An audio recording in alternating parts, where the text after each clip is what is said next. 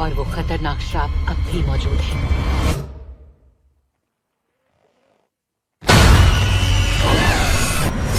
ये एक डायन का टोटका है। तुम्हारे परिवार को किसी ने श्राप दिया है, पर मैं वो देख सकती हूँ जो आप लोग नहीं देख सकते। मैं हूँ एड वॉरेन और मेरे साथ है लोरेन।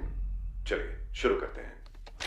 Welcome to movies stories explanation. आज हम आपके लिए लाए हैं साल 2021 में रिलीज हुई हॉरर फिल्म जिसका नाम है कॉन्जूरिंग पार्ट 3। मूवी स्टार्ट होती है 18 जुलाई 1981 को, जहां पर डेविड क्लेट्सल नाम के बच्चे को शैतानी आत्मा से आजाद करने के लिए एड और लोरेन वॉरेन को बुलाया जाता है। डेविड 8 साल का होता है और वो एक शैतान के वश में होता है। घर पर डेविड के पेरेंट्स, उसकी बहन डेब्रा और डेब्रा का बॉयफ्रेंड आर्नी भी होता है। आर्नी डेविड को सुलाने के लिए उसके रूम में लाया होता है। आर्नी डेविड से भी बहुत प्यार करता होता है। एड और लोरेन ने अपनी मदद के लिए एक फादर को भी बुलाया होता है। डेविड को अपने रूम में कुछ आवाज आने लगती है, जिससे घबराकर डेविड वॉशरूम में छुप जाता है, पर वहाँ पर भी उसे शैतानी हाथ दिखाई देते हैं। उसके बाद उसका शावर अपने आप ही ऑन हो जाता है और डेविड डर के मारे चिल्लाने लगता है। सभी लोग भागते हुए डेविड के रूम की तरफ आते हैं और देखते हैं डेविड एक कोने में शांति से बैठा होता है। थोड़ी देर बाद डेविड बहुत गुस्से में आ जाता है और वो भागते हुए अपने फादर के ही पैर में स्टेप कर देता है। एड डेविड को पकड़ लेता है और वो उसे नीचे लेकर आ रहा होता है। डेविड एड से अपने आप को आजाद कराने की कोशिश कर रहा होता है, पर एड उसे नीचे लाकर एक टेबल पर लेटा देता है और फादर भी प्रेयर करना शुरू कर देते हैं। डेविड बहुत दर्द में होता है। शैतान उस पर पूरी तरीके से हावी हो चुका था और थोड़ी ही देर में घर के सारे सामान इधर से उधर गिरने लग जाते हैं, जिस वजह से फादर भी जख्मी हो गए थे। डेविड पूरी ही तरीके से आउट ऑफ कंट्रोल हो गया था और वो एड के ऊपर भी हमला कर देता है। उसने एड के सीने पर वार किया होता है, पर आर्नी डेविड को पकड़कर शैतान से कहने लगता है कि वो डेविड के शरीर को छोड़ दे और आर्नी के शरीर के अंदर आ जाए, और उसके ऐसा बोलते ही डेविड शांत हो जाता है और डेविड की आंखें नॉर्मल होने लगती हैं। वहीं आर्नी की आंखें काली पड़ जाती हैं, मतलब शैतान अब आर्नी के अंदर आ चुका था। एड भी बहुत जख्मी हो गया था। उसे फौरन ही हॉस्पिटल लाया जाता है, जहाँ पर डॉक्टर बताते हैं एड को एक मेजर हार्ट अटैक आया था, पर अभी उसकी हालत ठीक है। कुछ दिन बीत गए होते हैं। डेविड और आर्नी दोनों ही ठीक होते हैं। डेब्रा एक डॉग शेल्टर होम में काम किया करती थी और उसी डॉग शेल्टर ओनर के घर पर वो लोग किराए पर रहा करते थे। आर्नी घर के अंदर आया होता है। उसे दीवार पर एक छेद दिखाई देता है। उसके अंदर झांकने पर उसे कुछ भी दिखाई नहीं देता है, पर वो जैसे ही पीछे मुड़ता है, एक साया उसके ऊपर हमला कर देता है। आर्नी उससे अपनी जान बचाता है। आर्नी घर के बाहर एक पेड़ को काट रहा होता है और उसकी चेनसॉ मशीन स्टार्ट नहीं हो रही होती है। आर्नी को महसूस होता है कि उसे घर के अंदर से कोई देख रहा है। उसके पीछे मुड़कर देखने पर वहाँ पर कोई भी नहीं होता है। अभी उसकी मशीन अचानक से स्टार्ट हो जाती है और वो उसी की तरफ मुड़ जाती है, पर आर्नी उसे फौरन छोड़ देता है। आर्नी बहुत घबरा गया होता है। दूसरी तरफ एड भी होश में आ गया था। वो होश में आते ही बताता है कि शैतान अब डेविड से निकलकर आर्नी के अंदर आ गया है। उनके घर में डॉग शेल्टर ओनर ने बहुत लाउड म्यूजिक बजा रखा था और दूसरी तरफ आर्नी की हालत काफी खराब थी। डेब्रा और ओनर साथ में डांस कर रहे होते हैं और आर्नी को बिल्कुल भी अच्छा फील नहीं हो रहा होता है। थोड़ी देर बाद आर्नी को ऐसे दिखने लगता है जैसे डेब्रा के ऊपर एक शैतान ने हमला कर दिया है, जबकि ऐसा कुछ रियल में हुआ नहीं होता है। वो डेब्रा को लेकर भागने लगता है और शैतान उन्हीं की तरफ बढ़ रहा होता है और अपनी जान बचाने के लिए आर्नी चाकू से शैतान के ऊपर हमला कर देता है, पर असल में वो शैतान नहीं, वो घर का ओनर होता है, जो कि चाकू के हमले से मारा जाता है। आर्नी घर के बाहर आ गया था और उसके पूरे कपड़ों पर खून लगा होता है। उसे ऐसी हालत में देख के पुलिस इंस्पेक्टर गिरफ्तार कर लेता है। एड और लोरेन आर्नी की वकील के पास आए होते हैं, उसे ये कन्विंस करने के लिए आर्नी ने मर्डर शैतान के वश में होकर किया है, और आर्नी की वकील कोर्ट में यही पॉइंट रखती है। इस पर कोई भी यकीन नहीं करता है। उनके इस केस को यहीं पर रोककर आगे की डेट मिल जाती है। एड और लोरेन इस केस को शुरू से शुरू करते हैं कि डेविड आखिर पोजेस हुआ कैसे। उन्हें पता चलता है कि ग्लेट्सल फैमिली कुछ महीनों पहले ही इस घर में शिफ्ट हुई थी और डेविड सामान लेकर एक खाली रूम में आ गया था, जहाँ पे एक वाटर बेड होता है। वो उसके ऊपर चढ़कर खेलने लगता है और उसी पर लेट जाता है, लेकिन तभी उसे महसूस होता है कि बेड के अंदर कोई है और वो एक कॉर्नर पर आ जाता है। तभी बेड के अंदर से एक हाथ निकलकर डेविड का हाथ पकड़ लेता है, जिससे वो बहुत घबरा जाता है और तभी उसके पेरेंट्स वहाँ पर आ जाते हैं। एड और लोरेन उसी रूम में होते हैं जहाँ पर वो बेड पड़ा होता है। डेब्रा बताती है बेड के पानी की वजह से फर्श खराब हो गया था, इसीलिए उसके ऊपर उन्होंने मैट डाल दी थी, जिसको एड चेक करता है। एड डेब्रा से बेसमेंट का रास्ता पूछता है, जिसके अंदर लोरेन जाती है। लोरेन को बेड के नीचे वाले हिस्से में कपड़े के अंदर बांध बांधा हुआ कुछ मिलता है, जिसे खोलकर देखने पर वो किसी तरह का शैतानी सिंबल था। तभी एड और लोरेन डेब्रा को बताते हैं कि किसी ने उनके घर पर काला जादू किया है, जिसके वजह से डेविड को श्राप मिल गया होता है और इनके एग्जॉर्सिज्म करते वक्त वो श्राप डेविड से आर्नी पर ट्रांसफर हो गया था। एड सभी से कहता है कि इन फोटोज को सभी पुलिस स्टेशन में पहुंचा दो, कहीं ना कहीं से तो हमें जवाब मिलेगा ही। तभी फादर आकर उन लोगों को फादर कैसनर के बारे में बताते हैं। फादर कैसनर इन लोगों की काफी हेल्प कर सकते थे। एड और लोरेन फौरन फादर कैसनर के घर पर आ जाते हैं। वो अब रिटायर हो चुके थे, पर फिर भी वो इन दोनों की मदद करते हैं। वो बताते हैं ये एक ताकतवर टोटका है, ये काम शैतान के पुजारी ने किया था, उसको दूसरों को परेशान करने में खुशी मिलती है। फादर उन लोगों को अपने घर के बेसमेंट में लाए होते हैं, जहाँ पर बहुत सारी किताबें रखी होती हैं। फादर उन्हें बताते हैं कि आर्नी की जान बचाने में उन लोगों की अपनी जान को भी खतरा हो सकता है। जेल में आर्नी फ्लोर की सफाई कर रहा होता है, तब उसे वहाँ पर शैतान के होने का एहसास होता है। शैतान उसके ऊपर वहाँ पर हमला करता है, जिससे आर्नी बहुत बुरी तरीके से घबरा गया होता है। एड को उसके असिस्टेंट का फोन आता है, जो उन्हें बताता है कि एक पुलिस इंस्पेक्टर ने इस टोटके को देखा है। एड और लोरेन तुरंत ही डेनवर के लिए निकल जाते हैं। वहाँ पर उन्हें पुलिस इंस्पेक्टर मिलता है, जो उन्हें दो लड़कियों के बारे में बताता है। दोनों बेस्ट फ्रेंड्स होती हैं। कुछ समय पहले वो दोनों लापता हो गई थी और उनमें से एक की लाश उन्हें जंगल में मिली और दूसरी लड़की जैसिका अभी तक गायब होती है। जैसिका के घर की तलाशी लेने पर उन्हें जो चीज मिली होती है, इंस्पेक्टर वो फोटो एड को दिखाते हैं और वो उसी टोटके की होती है। एड और लोरेन इंस्पेक्टर से कहते हैं कि वो उन्हें जैसिका को ढूंढने का एक मौका दे। तब इंस्पेक्टर उन दोनों को उसी जगह पर लेकर जाता है जहां पर उन्हें पहली लड़की की लाश मिली थी। दूसरी तरफ डेब्रा आर्नी से मिलने आई होती है, जहां पर वो काफी घबराया हुआ होता है। तभी डेविड कहने लगता है, मुझे पता है कैसा महसूस होता है, हमेशा ठंड लगती है, आप कभी भी अकेले नहीं होते हैं, इसी वजह से तुम सो भी नहीं पाते हो। अब तुम उसे देख सकते हो, वो तुम्हारे साथ है और वो तुमसे कुछ करने को कह रहा है। डेब्रा आर्नी से पूछती है कि वो उसे क्या करने के लिए कह रहा है। शैतान आर्नी से अपने आप को ही खत्म करने की बात कह रहा होता है। लोरेन उस जगह पर पहुंचकर जानने की कोशिश कर रही होती है कि आखिर उस दिन यहाँ पर हुआ क्या था। वो उन दोनों लड़कियों को यहाँ पर खेलते हुए देखती है और उसके बाद जैसिका, जो कि शैतान के वश में होती है, वो अपनी फ्रेंड पर ही चाकू से हमला कर देती है और वो उसे बार बार चाकू से मारकर उसकी हत्या कर देती है। होश में आने के बाद जैसिका घबराकर वहाँ से भागने लगती है। लोरेन भी उसका पीछा कर रही होती है और उसके पीछे भागते भागते लोरेन एक खाई के कॉर्नर पर पहुंच जाती है। वो कॉर्नर पर रुक जाती है और जैसिका वहीं से नीचे गिर गई होती है। तभी एक शैतानी हाथ लोरेन का पैर पकड़कर नीचे खींच लेता है, पर एड लोरेन का हाथ पकड़कर उसे ऊपर खींच लेता है। एड लोरेन को बचा लेता है और लोरेन इंस्पेक्टर को बताती है कि जैसिका की लाश नीचे पानी में ही है। सर्च ऑपरेशन करने के बाद इंस्पेक्टर उन दोनों को बताते हैं कि उन्हें एक लाश मिली तो है, पर वो कंफर्म नहीं है कि वो लाश जैसिका की है या नहीं। एड और लोरेन को फोन करके डेब्रा बताती है कि वो शैतान आर्नी को अपनी जान ही लेने के लिए मजबूर कर रहा है। एड डेब्रा से कहता है कि वो जेल के फादर न्यूमन से कहे कि वो आर्नी पर 24 घंटे नजर रखें। इतना कहते ही फोन का कनेक्शन कट जाता है। तभी फादर न्यूमन आर्नी के पास आए होते हैं और वो उसे होली वाटर देकर जाते हैं, जिससे वो अपनी रक्षा कर सके। लोरेन कहती है कि वो जो बॉडी मिली है, अगर वो जैसिका की ही है और वो उस श्राप के बस में ही थी, तो उसका कनेक्शन अभी भी उस काला जादू करने वाले से मेंटेन होगा। लोरेन को बस उससे कनेक्ट होना होगा। आर्नी उस होली वाटर से अपने चारों तरफ एक गोला बनाकर उसके अंदर बैठकर प्रेयर करने लगता है। एड और लोरेन उस हॉस्पिटल में आ जाते हैं जहाँ पर जैसिका की लाश रखी होती है। वो मॉर्चुरी में आकर देखते हैं तो उन्हें जैसिका की लाश दिख जाती है। तब लोरेन जैसिका का हाथ पकड़कर उस कनेक्शन को चेक करने की कोशिश कर रही होती है। तब उसे एक गुफा दिखाई देती है। उसके अंदर जाने पर वो देख रही होती है कि वो औरत फिर से आर्नी को वश में करने की कोशिश कर रही होती है। वो आर्नी को अपने वश में कर लेती है। आर्नी उस होली वाटर की शीशी को अपने हाथ में ही तोड़ देता है और उसमें से निकले एक कांच के टुकड़े से वो अपने हाथ की नस काट लेता है। लोरेन उसे रोकने की कोशिश तो करती है, पर अब देर हो चुकी थी। आर्नी ने अपनी नस काट ली होती है और काला जादू करने वाली औरत लोरेन को देख लेती है और लोरेन भी उसे देख लेती है। लोरेन एड से कहती है कि वो भी हमें देख सकती है। उतने में कमरे में अंधेरा हो जाता है। एड जैसे ही लाइट ऑन करने जाता है, वो देखता है उनके सामने एक डेड बॉडी खड़ी होती है। एड लोरेन से कनेक्शन को तोड़ने के लिए कह रहा होता है, पर वो ऐसा नहीं कर पा रही होती है और वो डेड बॉडी भागते हुए लोरेन के ऊपर हमला करने जाती है। पर तब तक एड लोरेन को पकड़कर अपनी ओर खींच लेता है और उसका हाथ जैसिका के हाथों से अलग हो हो जाता है। कनेक्शन टूट जाने के वजह से वो डेड बॉडी वहीं पर गिर जाती है। वो दोनों अपने घर वापस आ गए होते हैं और उन दोनों लड़कियों की केस फाइल को भी ले आए होते हैं, जो उनके केस और आर्नी के केस को एक साथ जोड़ सकती है, जिससे आर्नी के केस को थोड़ी हेल्प मिल सके। उनका असिस्टेंट उन्हें काले जादू की एक किताब दिखाता है जिसमें लिखा होता है कि शैतान लोगों को वश में करने के बाद उनसे कत्ल करवाता है और फिर उनसे उन्हीं की जान ले लेता है। और श्राप को तोड़ने का एक ही रास्ता था कि उस पूजा स्थल को तोड़ना होगा जहाँ से ये श्राप किया गया है। एड लोरेन से पूछता है कि तुमने उस झलक में क्या क्या देखा था। लोरेन के बताए हुए डिस्क्रिप्शन से पता चलता है कि वो जगह कोई अंडरग्राउंड रेलवे स्टेशन हो सकती है। एड जैसे ही खड़ा होता है वो तुरंत ही बेहोश होकर नीचे गिर जाता है। उसे होश आता है तो वो अपने कमरे में होता है और वो उठकर लोरेन को ढूंढने लगता है। नीचे आने पर उसे लोरेन का ब्रेसलेट जमीन पर गिरा हुआ दिखता है और उनके घर पर उसे वही औरत दिखाई देती है जिसने टोटका किया होता है। एड उससे पूछ रहा होता है कि लोरेन कहाँ पर है, पर वो गायब हो जाती है और एड देखता है उनके घर पर वही डेड बॉडी वाला शैतान वापस आ गया था। वो एड के ऊपर हमला करता है। एड के हाथ में लोरेन का ब्रेसलेट होता है जिसमें जीसस का निशान होता है और वो उसे हाथ में लेकर प्रेयर करना शुरू कर देता है, जिससे वो शैतान तड़पने लगता है। एड के हाथ में चाकू होता है। वो जैसे ही शैतान के ऊपर हमला करने वाला होता है उसका असिस्टेंट उसका हाथ पकड़ लेता है और शैतान की जगह लोरेन खड़ी होती है और वो समझ जाते हैं कि उस औरत ने एड के ऊपर भी टोटका कर दिया है। एड और लोरेन मिलकर पूरे घर में वही ढूंढने लग जाते हैं जो उन्हें डेविड के घर के बेसमेंट में मिला था। तभी उनकी नजर एक गुलदस्ते पर पड़ती है जिसमें सभी काले फूल होते हैं। उनका असिस्टेंट बताता है ये हमारे घर पर कल ही आया था। फूल हटाकर एड जब उसके अंदर देखता है तो उसके अंदर वही टोटके वाला निशान मिलता है। लोरेन डेब्रा से कहती है कि वो फादर न्यूमन के साथ आर्नी के पास जाए। लोरेन उस किताब को लेकर रिटायर्ड फादर के पास जाती है ताकि उनसे उन्हें कुछ और हेल्प मिल सके। एड और उसका असिस्टेंट फिर से जेसिका के केस को एक बार स्टडी करते हैं। वो केस को पढ़ रहे होते हैं तब उन्हें पता चलता है कि जेसिका का कॉलेज, डेविड का घर और एड और लोरेन का घर, इन तीनों का घर आस पास में ही होता है और जेसिका के ऊपर काला जादू उसके कॉलेज में ही किया गया था। और शहर के मैप को देखकर एड समझ जाता है कि वो underground railway station retired father के घर के ही आसपास है। लोरेन उनके घर में आ जाती है। फादर लोरेन को बताते हैं कि इस श्राप को पूरा करने के लिए 3 शिकारों की जरूरत होती है। पहला होता है एक बच्चा, दूसरे होते हैं 2 पक्के दोस्त और तीसरा होता है ईश्वर का भक्त,